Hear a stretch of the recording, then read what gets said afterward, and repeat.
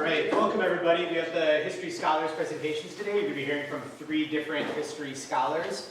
Students have worked hard all trimester, and I know they're both excited and nervous to show off their work today. So we give them their full attention. Hope we give them our full attention and ask them good questions at the end. Thank you.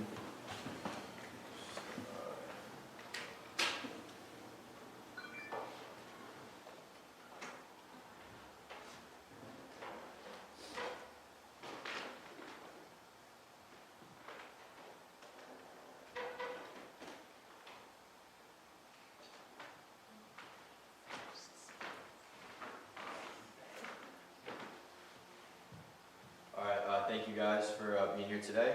I think my parents are watching our live stream, so what's up, Mom and Dad? My topic is cocaine in the NBA. So my essential questions are: what were the NBA's major drug problems, and why were they so much more focused on at the time than any other sports leagues? And my answers that will be driving this are racial composition stereotypes, media coverage and bias, league popularity, market struggles, broader societal context, and policy. So just a very, very brief background. The NBA was created in 1981 by Dr. James Naismith, just 20 minutes away from here in Springfield, Massachusetts. He wanted to create a sport that was less physical than football, but was indoors to avoid the harsh New England winters. The league started out with 11 teams, only 2 of which have kept their names, being the Celtics and the Knicks. And then some brief, again, very brief context on America at the time of the struggle.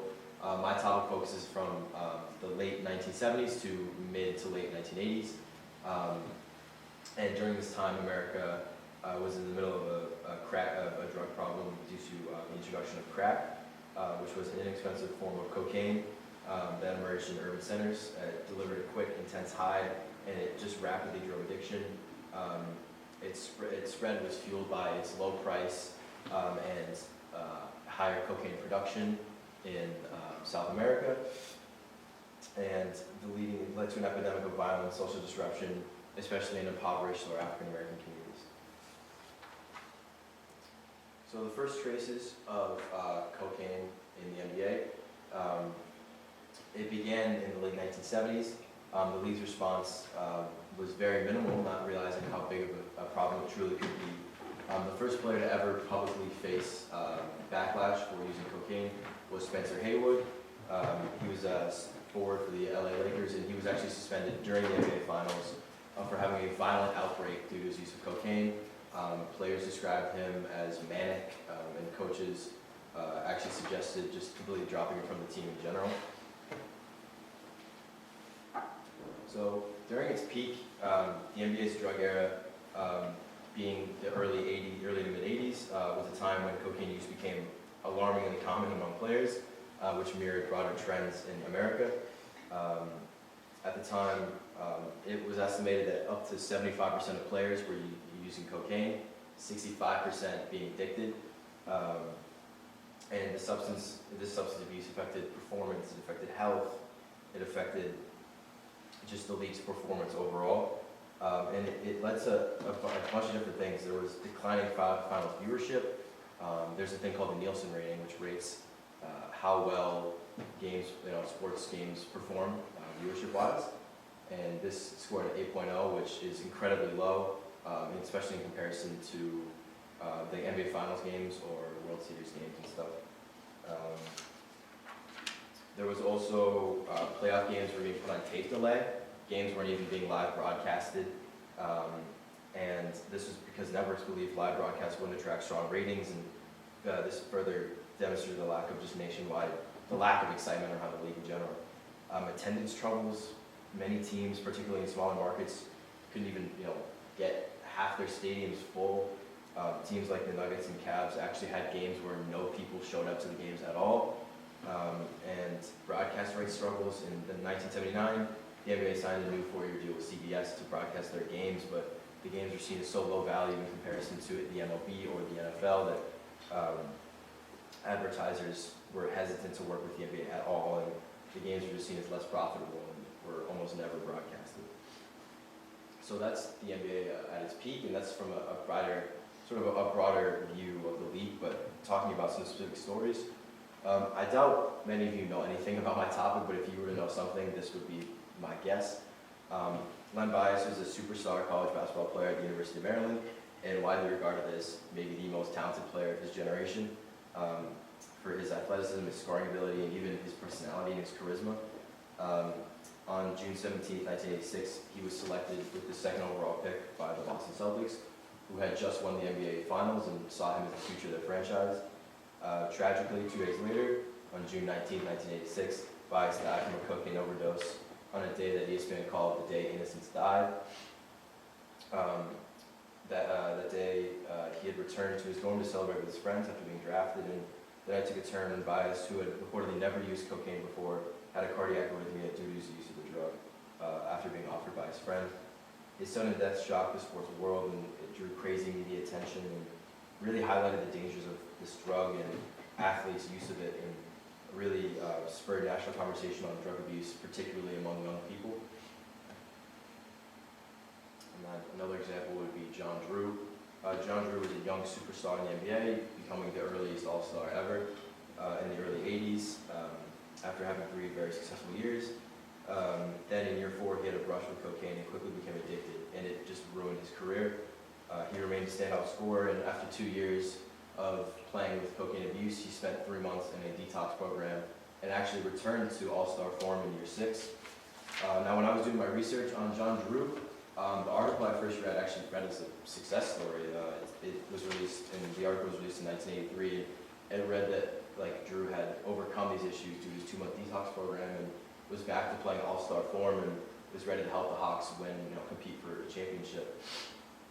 And then the next year, I read another article, and the next year, he was suspended for 10 games due to his use of cocaine and assaulting his coach. He blamed playing in Atlanta for his reason for being addicted to cocaine and his wide axis, so the Hawks then traded him to the Utah Jazz. And on October 2nd, 1986, John Drew was arrested for selling cocaine and was subsequently banned from the NBA forever.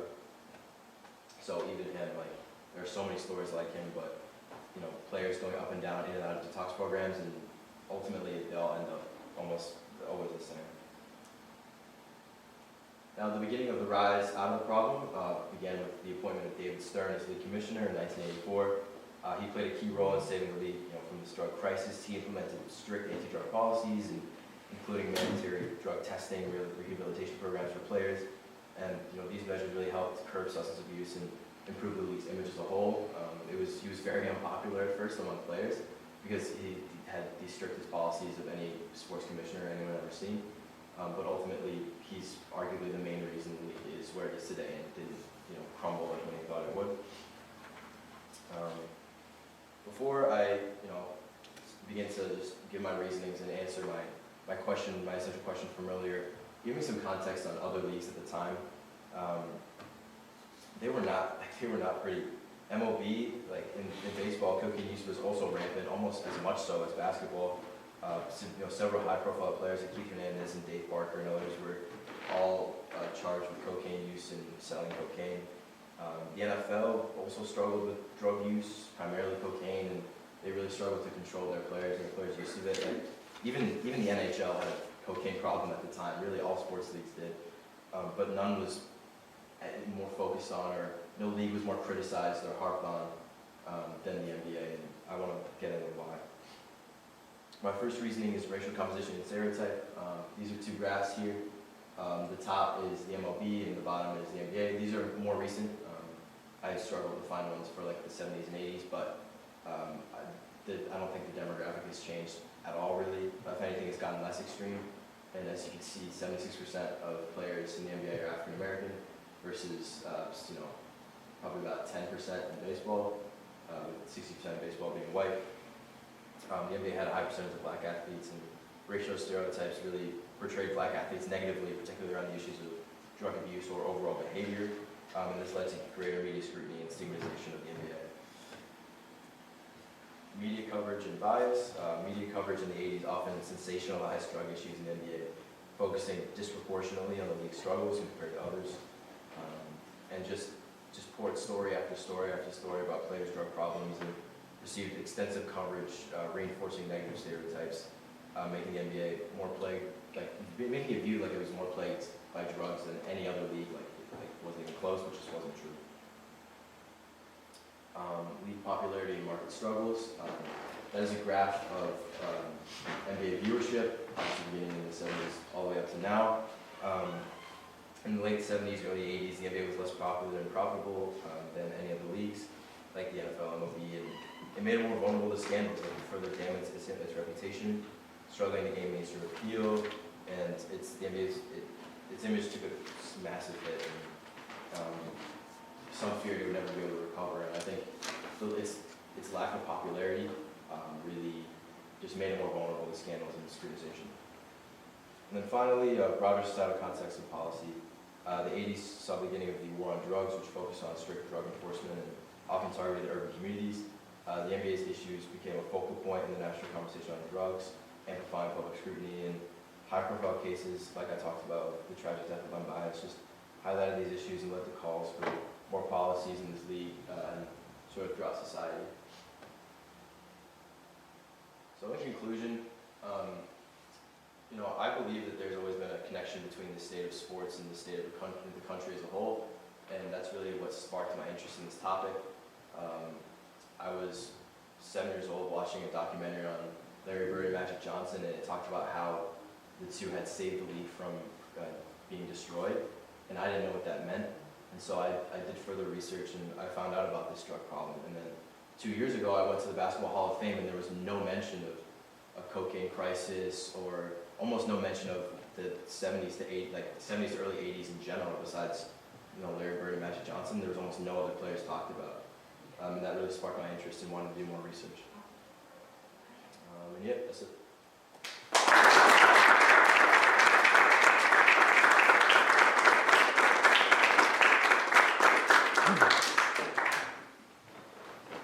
Thank you, guys. We probably have time for a question or two if anyone has questions. Oh, yes, Karen? sorry, questions. Yeah. You talk about the dip in viewership and before, like when it started to be pre-recorded and all of that. But the graph showed that it seemed like it was pretty steady increase. Is that just because compared to other things at the time, it was really low? It was, that's in comparison to other things, it was very low, and it steadily increased, but that graph was from the 80s to 2019. So it got better, but yes, in comparison at the time, it was much lower than other leagues. Where it was at the end of that graph is where all of the leagues were at the time. And that was mainly due to the drug scandal, or was it particularly because you mentioned that a reason that the drug scandal was particularly focused on the NBA was because of its lack of popularity? So what was causing that dip? I think the lack of it's sort of like chicken and the egg, where the NBA had a drug problem, and due to that, it faced a lot of scrutiny, and that lowered its marketability and its popularity, and then that just sort of really increased the amount it was being scrutinized. So I think it started off with reasonable viewership. It began to have a drug problem, and then it just tanked because as it got less popular, it got more scrutinized. Yeah. Were you able to connect with anyone at the Basketball Hall of Fame and ask them about the omission of this time period? I actually asked them about it in person because I was curious, and they said that they didn't know and that they didn't control what was displayed and stuff. And I did not think to email anyone who works there, but yeah, I was just curious because really it's only 2 players mentioned in a 10-15 year period, so clearly, and understandably so, but they're not very proud and don't love talking about that time period. Yeah. I had step out, so maybe you mentioned this, but did you notice any discrepancies or differences between how cocaine use was punished in the different leagues? Was it punished differently? I think maybe NFL versus NBA, or I think it was honestly at first there was very little punishment for cocaine use in general. I don't think a lot of leagues realized how harmful it could be. And then once the NBA they realized how big the issue it was, they tried to up their punishment in comparison to other leagues, but that just meant more players getting in trouble, which meant worse image. So actually, what ended up happening is they had the least restrictive drug policies because they hoped that if they just let players do what they wanted, they would get into less trouble and they wouldn't face as much scrutiny. But then when David Stern took over, he enacted the strictest drug policies of anyone had ever seen. And that's really when the league started to turn around. So for a while, they had the least restrictive, and then they went from the least restrictive to the most restrictive. Anyone else? Thank you, guys.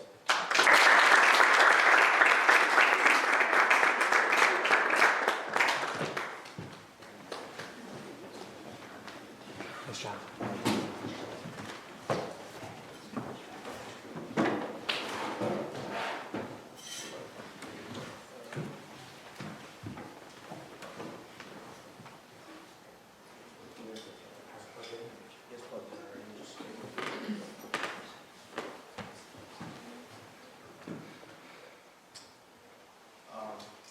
I think that's going to assume what topic I'm doing too.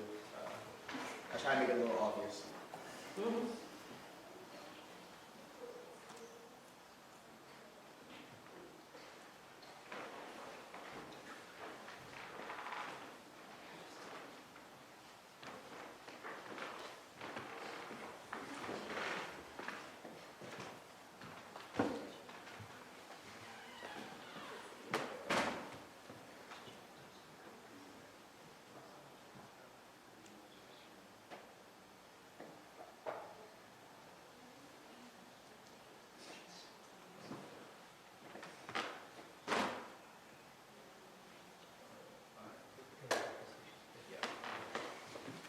Thank you guys for coming today. This is my Williston Scholars presentation, and basically my idea is the globalization of basketball. Much of what happens in this PowerPoint takes place right after Kieran's presentation, so thank you for Kieran for letting me cut out a ton of information in my presentation. But yeah, so if people who don't know what basketball is, I have some examples up here. So, why globalization of basketball? So, over the summer, I was thinking about this class. I was thinking about, what do I like? What can I talk about easily? What's something I love? And I thought basketball. And something going on over the summer was the Olympics. So, of course, this graphic came up. So, here is the 2024 U.S. basketball team. You know, it's full of, great names like LeBron James, Kevin Durant, Stephen Curry, a lot of household names. And on the bottom, you have the 1992 Dream Team, considered to be the best team ever created, was killing teams by 40, 50 points, wasn't even close, they didn't have any competition. And of course, both these, the U.S. always wins gold, but no team has really captured that same kind of dominance that the Dream Team has. So I started asking myself, what's the difference? Why can a team of players who are arguably better than those players down there not dominate the same way? And came to this conclusion where this team played against 9 NBA players, and this team played against 61 NBA players en route to gold. That's almost a 700% increase. Pretty crazy. Alright, so again, a wide globalization of basketball. Here's a graphic of last season's top 10 players, and the best player in the NBA last season being Giannis Antetokounmpo, who's from Greece. The second best player and MVP, Nikola Jokic from Serbia. Third best player, Joel Embiid from Cameroon. And fourth best player being Luka Doncic from Slovenia. So I think you get what I'm trying to say here. But 4 of the top 5 best players in the NBA are not born in the U.S. And this was a sport that was created, like Kieran said, early 1900s in the U.S. in Springfield. But now we're getting dominated by people not from this country. It's pretty crazy. All right, last one, I promise. Why globalization of basketball? So every year the NBA has a draft where they bring in the next class of players, the next big thing, right? But in 2023, the first pick of the NBA draft was this guy, Victor Wembanyama. And this past year's draft, the first pick of the draft was this guy, Zachary Richardson. I wonder what these 2 guys have in common. They're both French. So, not only is our league being taken over by overseas players, the new class coming in of the next best players aren't even American either. This draft was actually historic. We had five French players in a lottery. The lottery is basically the first half of the draft. And it's a pretty big deal because those are very valuable picks, and teams are investing in their futures. So, interesting trend. So going into this presentation, I had these questions in mind. And don't ask Michael Jordan because I don't think he knows the answer. So was this change intentional? What motivated this change? And how did this change come about? And also, I was looking to the future and see what the league will look like in the future. So thesis. Thank you, LeBron, for pointing to my thesis. So it's long-winded, a lot of words up here, but in short, basically the NBA strategically planned to expand basketball around the world for first, like a profit.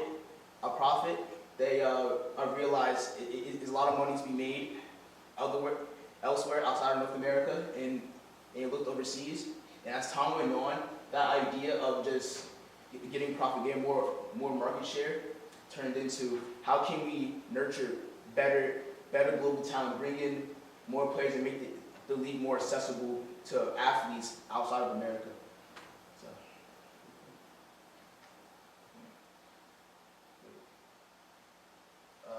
One second.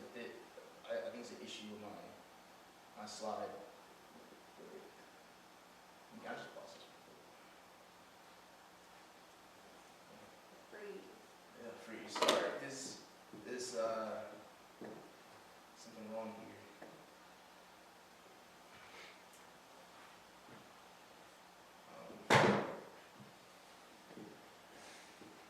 Sorry, this was not foreseen on this. So for some reason, like a chunk of my slide just disappeared for some reason. But like my visuals, at least, I know what I'm gonna say. But just one second, let me. Okay,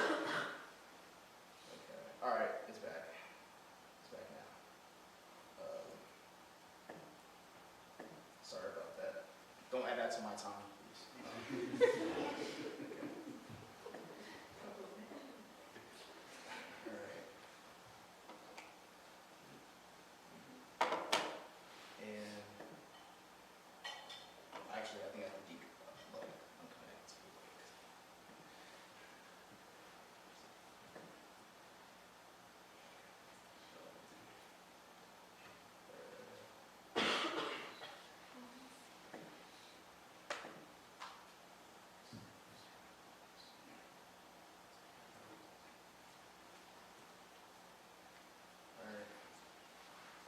You just gotta trust me, like I didn't do this just now.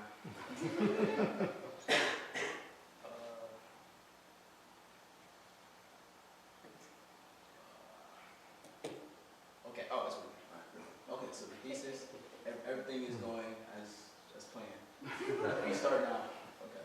All right. So a brief history. Again, Kieran said a lot of this already, so I'll go fast. But the NBA was established in 1949, and they faced some issues. Some civilian issues, like Kieran said, just a wee bit of drug use, poor imaging, almost no fan interest, and teams were folding. From my research, the NBA initially had about 18 teams, but just financially they couldn't support those franchises, so they folded from 18 to 10, just for money purposes. And it was unfortunate. The league was on the brink of folding completely and not having an NBA we have today. But that all changed when we got these two right here. Magic Johnson and Larry Bird. So these guys, they've been playing against each other since college at this point, and they entered in the 80s and basically dominated the NBA. It gave rise to one of the biggest rivalries in sports we have today, the Lakers and Celtics. I'm not a Celtics fan, by the way. Yeah, so like this drove up a fan interest. Everyone was going to like the Lakers game, the Celtics game, and every year we knew that the NBA Finals were going to come down to who's better between these two. So that brought a lot of attention. You still have documentaries, you still have people talking about this rivalry to this day, but this only set stage for one of the most recognizable basketball players of all time to enter the league. Michael Jeffrey Jordan. Again, Jordan was the one who took what Magic and Larry built to the next level and made the NBA what it is today. Highly recognizable around the world. Inspired the next generation of players. A lot of the great players we have today will credit them getting into basketball with Michael Jordan. And again, he's an icon, a king, the GOAT if you ask me. So with all of this new pent up popularity, this king right here, David Stern, decided, you know what? I cleaned up the drugs. We're popping in the U.S. We maxed out all the people. Like all these games are sold out. The finals are getting a ton of viewership. Let's go bigger. Let's go overseas. And for him, his whole thing was getting our name out there and getting these other countries excited to see these players. And along with the Olympics, showcasing our talent, the NBA had to take a more active approach, and that's what we got. Okay, all right. That's a buzzkill. Yeah, sorry.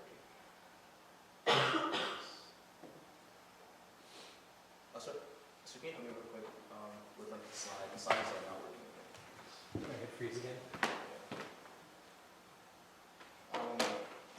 So like it's presenting like continue.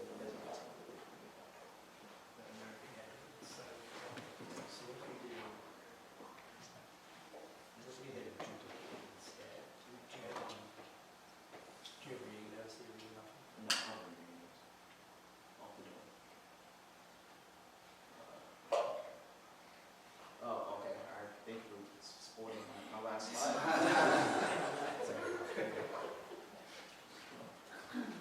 Okay. So this king right here. David Stern wanted to go bigger, and he wanted to go overseas. He wanted to expand the league. He wanted to share basketball with the rest of the world, but not for money or anything, just for fun. But he decided that the NBA needed to take a more active approach and get basketball around the world. So he came up with NBA International, great name. So basically the NBA established offices in popular cities like all around the world.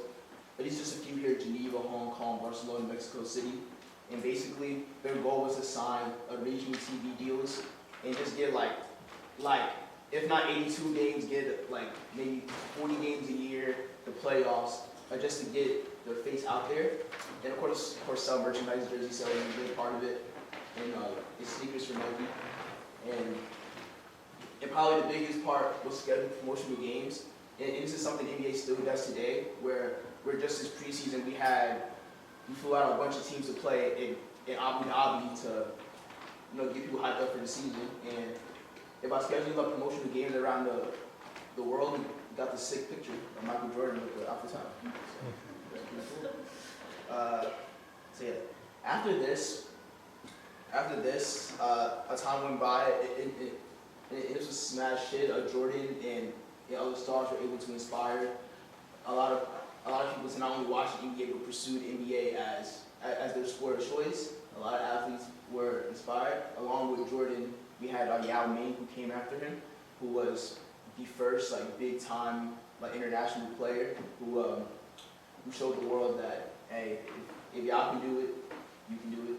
So that's where the NBA thought, you know what, we're getting so much international athletes have the interest to start NBA Academy.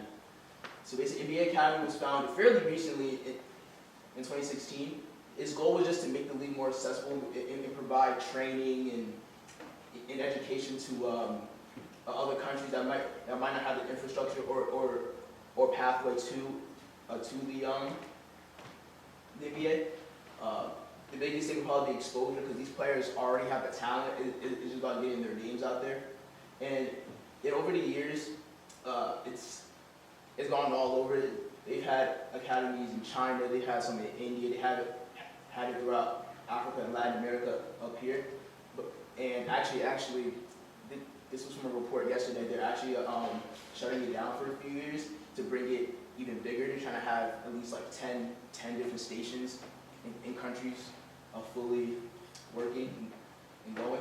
But yeah, this was a great program, a great program that got going, and not only is it going, it's thriving too.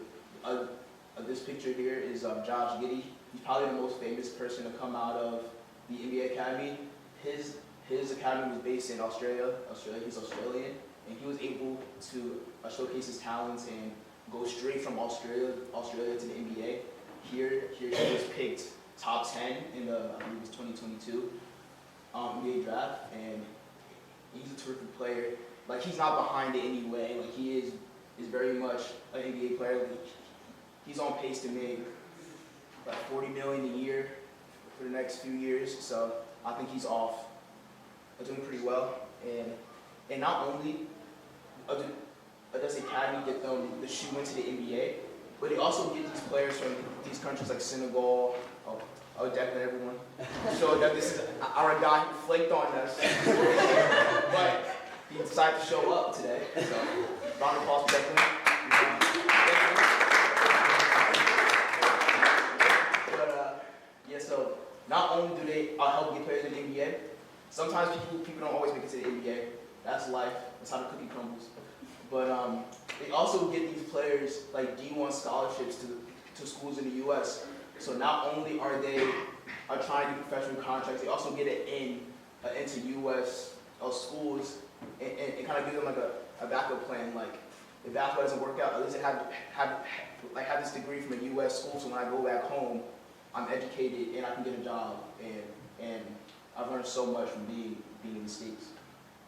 So a lot of technical difficulties, but any questions? Parker? Do you see this globalization as a positive thing? Because the way you were phrasing it was slightly like foreigners have suddenly entered a U.S. tradition. Yeah, that was done on purpose.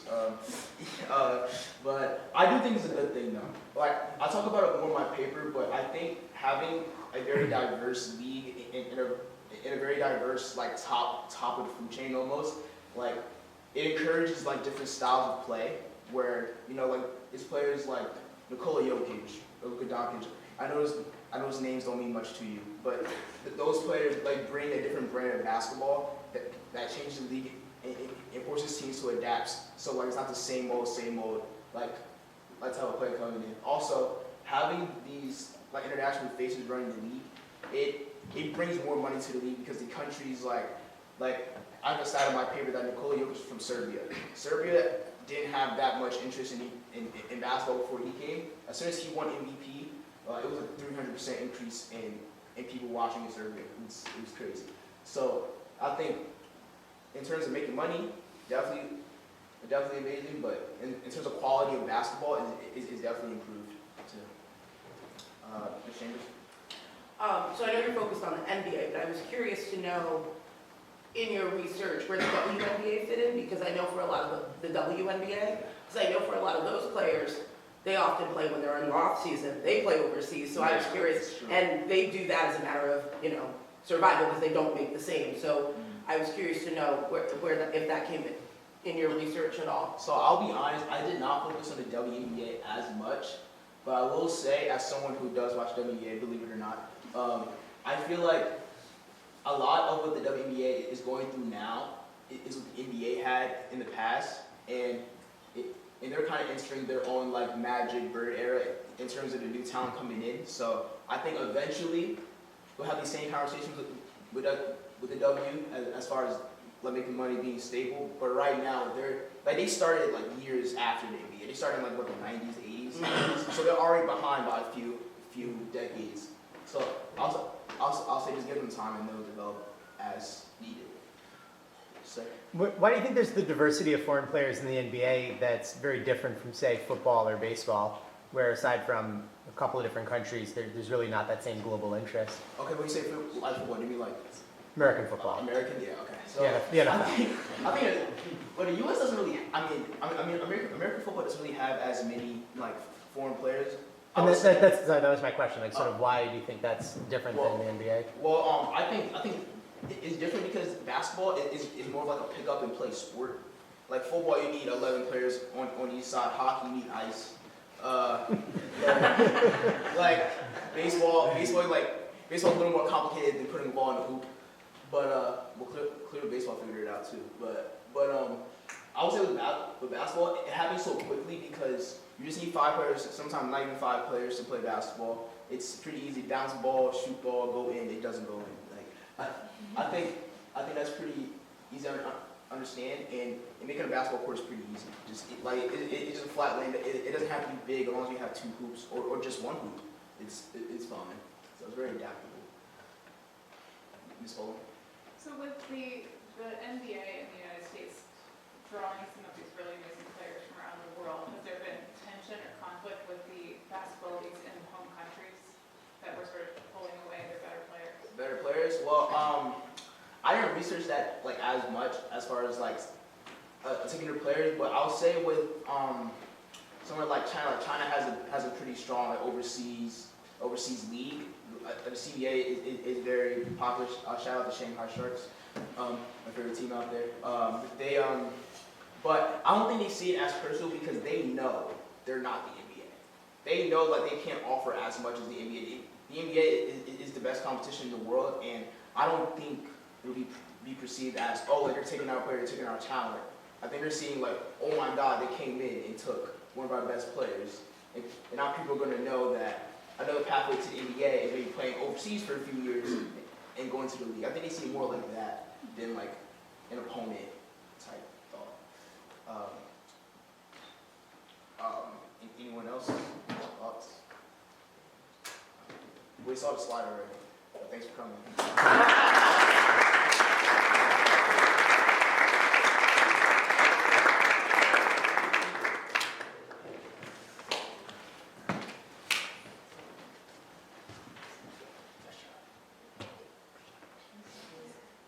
Was not me next.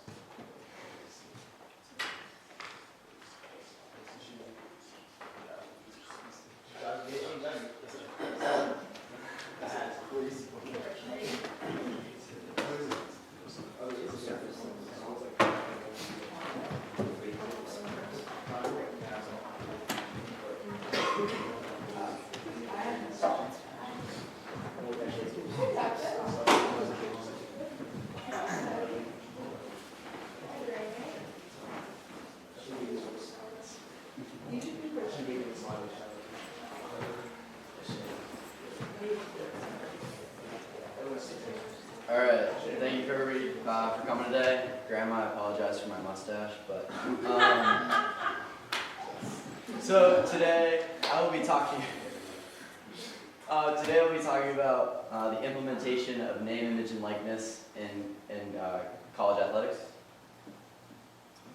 So first, what is NIL? So NIL stands for name, image, and likeness, and it is used as a label when talking about college athletes being paid.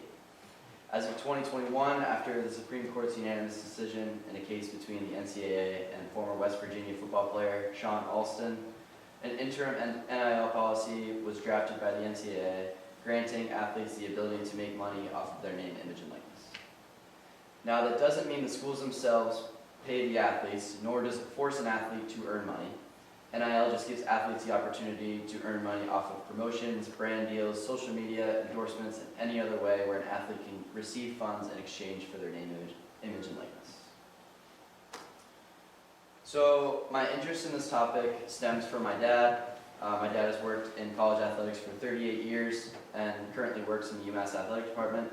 So I've been around athletes and athletic departments my entire life. As of right now, I would like to pursue a career in college athletics. I'm still trying to figure out what that will be, but luckily I have some time to figure that out. With NIL in its infancy, new information is coming out daily, and I wanted a head start on what NIL is and how it affects each school differently. So if one day I work at one of these schools, I will be equipped with the knowledge needed to help student athletes and their respective schools. So it's always been a dream of mine to play a sport in college, given that I've been around it my whole life. I attribute that both to my dad and the athletes I got the opportunity to be around. Now that I'm going to be a college athlete myself, I wanted to learn more about how I may be able to benefit from NIL. And although I will not be playing at Vanderbilt, tough, there are so many opportunities for NIL at both the Division III and Division II levels. and I could see myself utilizing this luxury in college. I also want to be able to educate my peers, both at Williston and St. Anselm, on how to use NIL to navigate the crazy world of college sports. So the main question I will be asking today is, should college athletes be able to use their name, image, and likeness to be paid? My answer is yes, and here are some of my reasons. So reason number one is that NIL gives athletes the opportunity to earn some money off of, NIL gives student athletes the opportunity to earn some of the money their school makes off of their participation. So as shown in these graphics, athletes get paid a fraction of the money their athletic department makes off of them. So this is a graphic of the top 10 highest paid college athletes in 2023. You can see that they are all football players and all pretty big name schools. And then to the left are those schools and what their athletic department made in 2022, a year when NIL was legal. So athletes like Carson Beck, quarterback at the University of Georgia, arguably the most important athlete in Georgia's athletic department, gets paid 0.7% of what Georgia Athletics makes in a year. And Carson Beck's $1.4 million was made over 4 years, where that Georgia statistic was just 1 year. Georgia Athletics would be nothing without their athletes. No tickets, no media deals, no corporate sponsorships, and especially no fans. Athletes are the heart and soul of an athletic department, and before NIL, they were basically playing to earn a scholarship while their school makes hundreds of millions of dollars off of their work. Though the school doesn't pay them directly, NIL gives athletes a chance to earn what they deserve in terms of what their name, image, and likeness is worth. Those media deals, sponsorships, and brand deals make up some of the difference between what a school makes and what the athlete can make. My second reason is that many athletes don't have a pro league with a substantial salary to move on to. NIL gives these athletes the opportunity to make money while they are still playing in college. So there are 5 main professional sports leagues in North America where the league's minimum salary could be considered a livable wage. So the lowest being the MLS at $80,000 a year and the highest being the NBA at $1.5 million. The average Division I school has around 20 sports as a part of their athletic program. So where does that leave the 15 remaining sports that don't have a pro league to look forward to, especially women's sports? NIL gives student athletes the opportunity to earn money while they are doing what they do best in college. For example, many of you may know gymnasts by the name of Livy Dunn. Livy Dunn is the definition of what true NIL is, as she made her money promoting herself and her brand. She used social media platforms like TikTok and Instagram to promote her brand and has received plenty of sponsorships since the beginning of NIL. Livy Dunn graduated from LSU last year, where she was a star gymnast and a national champion. Although she was one of the best gymnasts in the country, Livy did not have a professional gymnastics career waiting for her after she graduated. Other than the 7 spots on the U.S. Olympic team, gymnastics ends after college. Livy has made an estimated $9.7 million in NIL money since the very first day the policy was enacted. Quote, "The day the rule changed was the day that changed my life." With 15.7 million followers across all platforms, Livy Dunn is no doubt the most famous college athlete in the NIL era. Livy used NIL to its fullest potential, and it gave her the opportunity to make the amounts of money that a pro athlete could make, even though she competes in a sport that does not have one. NIL makes it possible, and Livy made it happen. So my third reason, NIL collectives give student athletes the opportunity to earn larger amounts of money solely based on skill and performance on the court, on the ice, or on the field. So what is an NIL collective? So a collective is a private organization that pays college athletes for their skill and performance and is funded by donors, boosters, and fans. Collectives have nothing to do with the athletic department themselves, but are associated with a school.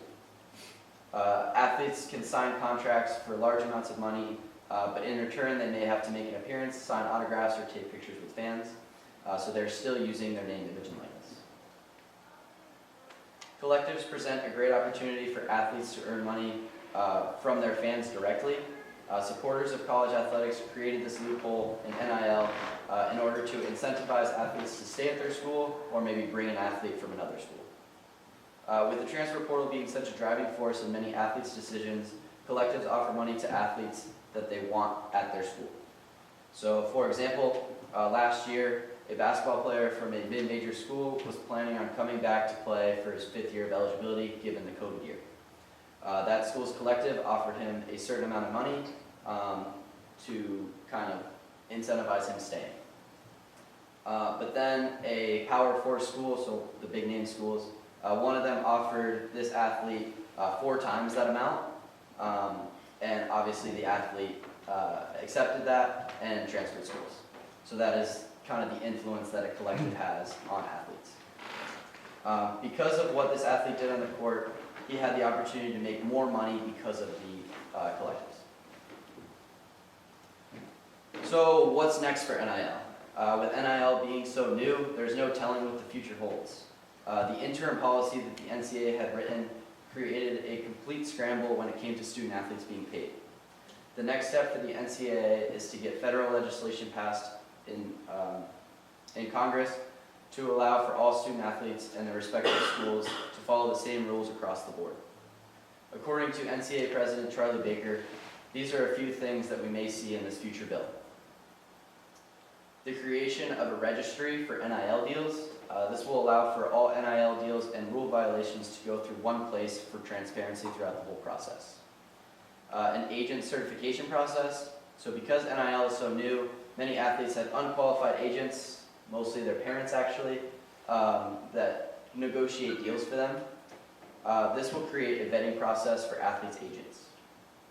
A uniform standard NIL contract, so there will be one contract across all sports, all schools, all companies that want to work with athletes. They can all use that to make the NIL deals, and this will make some consistency. And then finally, state preemption of all NIL laws will require all states and all schools and all conferences to follow the same laws. So this will kind of clean everything up. In closing, NIL benefits student athletes by allowing them to make money off of their name, image, and likeness. Although this is a great step for athletes, there is so much information that needs to be uncovered in order for the uncertainty that we call the world of college sports to settle down. And stay tuned. Any questions? Mr. Johnson? Yeah, I wonder if you have any opinion, like in Europe, for instance, I know about soccer, they have no student athletes, like it's completely separate, and that's how they, 15-year-olds could get paid and have a professional contract. I'm wondering if you have any opinion about even the fact that sports are attached to colleges. Like, do you think the European model is actually probably the better way to go, or is this just, does this fix the student athlete problem? Yeah, so obviously Europe is very different from America. The 5 sports I listed, and really minus the MLS, a lot of those, and kind of hockey too, but NFL, NBA, except for what Machine just talked about, it's pretty much NCAA to the pros, right? So, and before, athletes could not receive anything before going to college, or else they were ineligible to play in college. And we actually just saw this in hockey, where the Canadian Hockey League pays their players, and now that NCAA pays their, or not, they don't pay their players, but can earn money, CHL players can now come to the NCAA and vice versa. So that's something that we'll have to see. Like, things are ever changing. We're only 3 years in. But yeah, I think it's definitely different. It's the difference between the European model, where you're right, 15-year-olds are getting paid millions of dollars to play in the soccer leagues, where a 15-year-old at Williston is working to make it to college. But like, I don't know if you guys know Quincy Wilson, who's in the Olympics. Track athlete, is 16 or something, was in the Olympics. He's receiving a lot of money now, and sponsorships and all this stuff, and he can't now because of NIL. Before, he could have gone to the Olympics, but couldn't receive anything if he still wanted to go to college. So now he can now make money and go to college, and then probably be in the Olympics again. So, Mr. Dell. So I understand the benefit to the students, for sure. what's the downside to the colleges? Or from the colleges? Is there one? Yeah, so there's downsides all over the place. In terms of the school, it's actually a good question.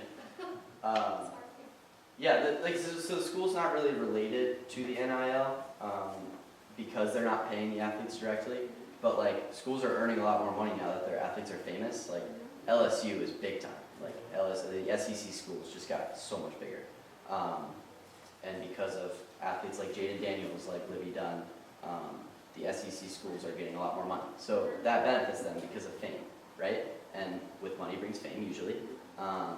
So yeah, I guess, and a downside is that now there's a lot more attention on your school, and there's so many, well, there's about to start being a lot more rules. Like right now it's kind of a free-for-all, but like in terms of breaking the rules, which that was kind of a thing before, but we'll kind of see, everyone's learning. So I guess that would be the downgrade. Mr. Pucci. Mr. Doubleday actually has a question. He says, do you think if athletes that are making money should still receive scholarships, especially at state universities that are partially funded by taxpayers? Yeah, so, thank you, Mr. Doubleday. So scholarships are a big part of college sports, and as an athlete myself, you work towards a scholarship, right? Like that's, before NIL, that was the money you're looking for, that's the incentive to work harder kind of thing. So, I mean, I do think scholarships could still be a thing because there are athletes that choose not to participate in NIL, that if they deserve a scholarship and earn that scholarship, they deserve it, you know? So,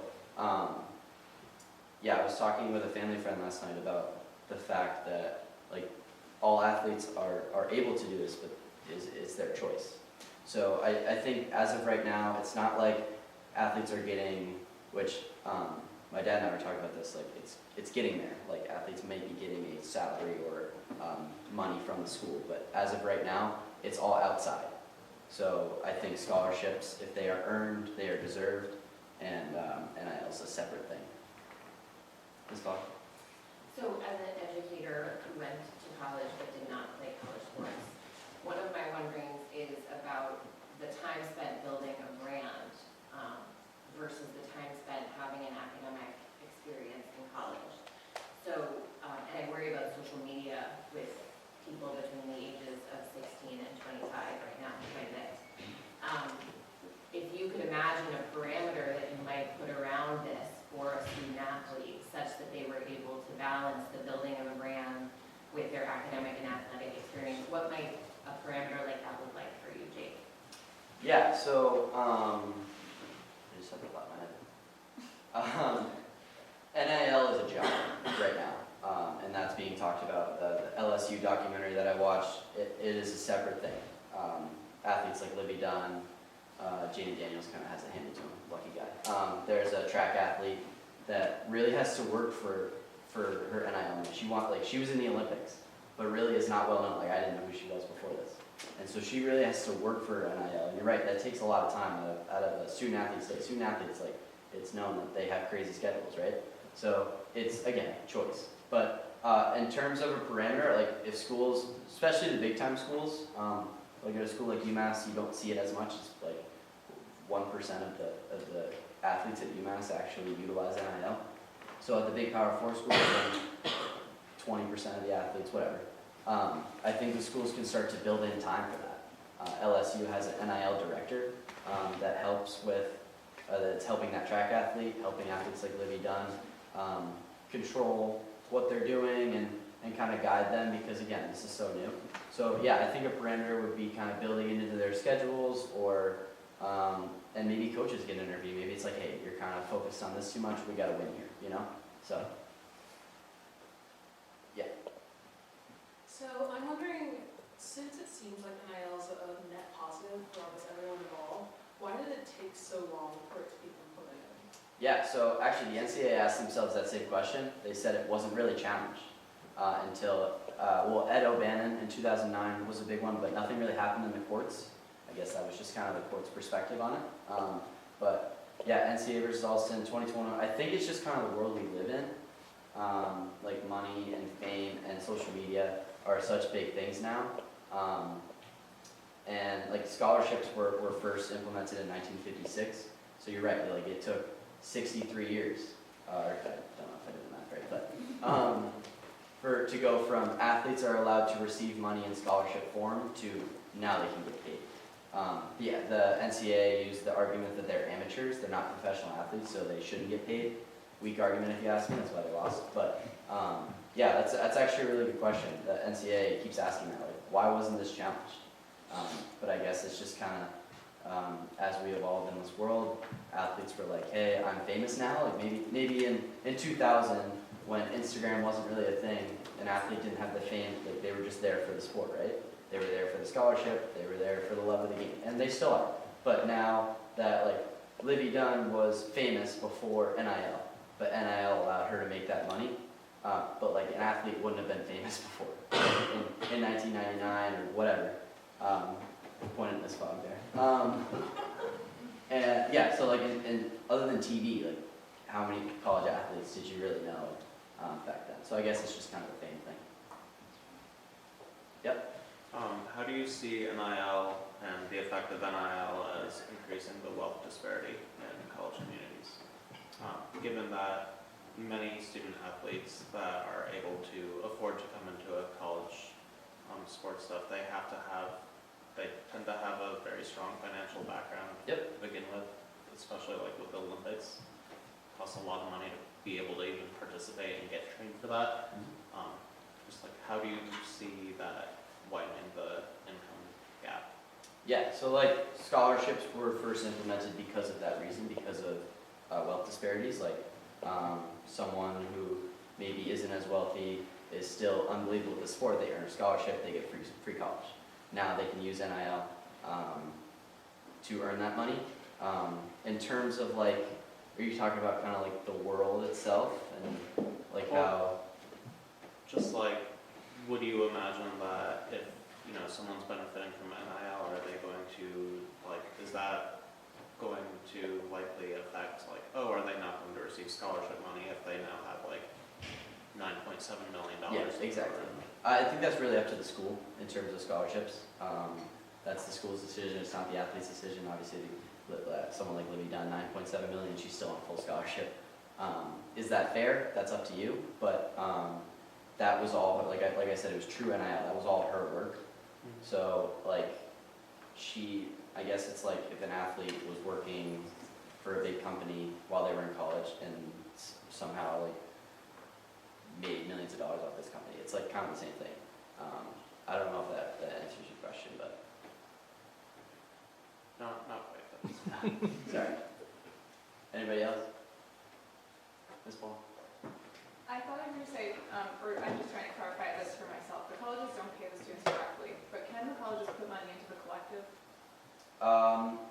That's a good question. I don't believe so.